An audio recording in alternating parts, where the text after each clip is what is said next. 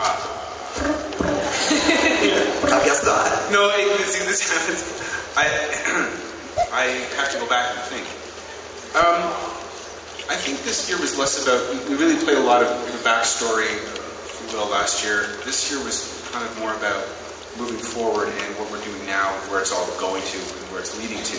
And we carry that with you, but we didn't want to feel like we were kind of constantly referring to things that happened before.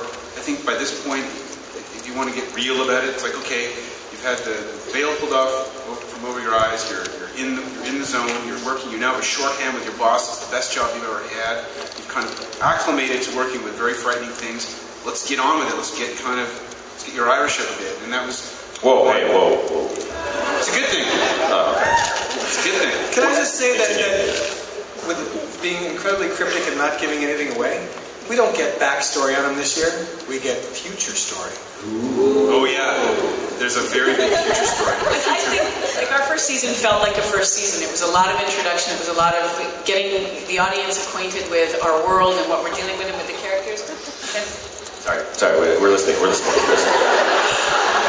go ahead. Season 2 feels very much like the sophomore season of the show, where we're moving forward with it.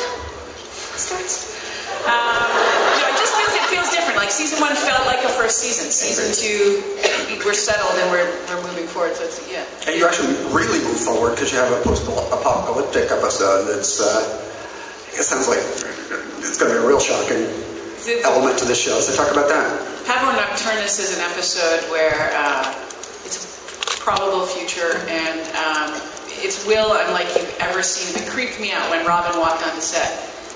It was kind of a weird week, without giving too much away. I guess kick me if I go off track, but it was set in the future, and I guess the future didn't go so well. So it was weird walking into the sanctuary and seeing it, in its sort of decay, and it was kind of upsetting. The sanctuary, particularly Magnus's office, is like it's our home. It's the anchor of the show, and to go in and see it all kind of messed up was just kind of weird, Plus, you had a mullet, which was very, very scary. I thought that was actually good. Will had a mullet. When society falls, mullets begin. It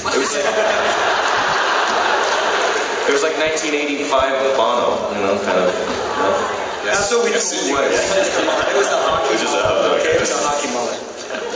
There's also a new character this season, so talk about Kate Freelander. Kate Freelander, played by the amazing Adam Darcy, joins the cast of the show as sort of that kind of irreverent, shoot from the hip Han Solo character. She's essentially a freelance operative who works for the highest bidder. She's worked for the Cabal, who are the bad guys from season 1, and she's worked for anybody. And she's a bit of a lost soul who'd never admit it. But she brings an amazing kind of instinctive quality to the mix, and we created her because we felt there was a need to have someone who sort of spoke from the gut. We have Magnus, who's amazing experience and amazing mind, and Will, who's a very logical thinker and deductive reasoner, and we have Ashley, who's obviously very emotional too. But there was something about bringing someone who had sort of had the streetwise, School of Hard Knocks past with abnormals and monsters and creatures, and you want to track down a dangerous steno habalabas. Here's how you do it. You take this and you stab it here, and everyone go, that's not how we do things. We found a really enjoyable character, and she's introduced in the opening 2-parter, and I think she's going to become a favorite because it's just a wonderful, just kind of every man, every woman mixed to it, and she's just such a cool cowboy character, and we love working with her.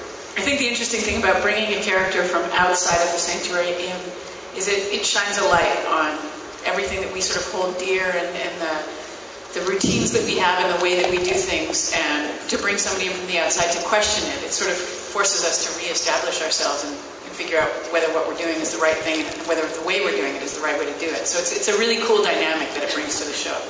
So what does Dr. Magnus think of her? Off the hop, she doesn't trust her at all. Because she's an interesting character. I've seen kids these days. I've seen kids like this, and at first she definitely doesn't trust her. There's a game, right? There's always a game. What's your take? What do you want? She treats her like she's a grifter.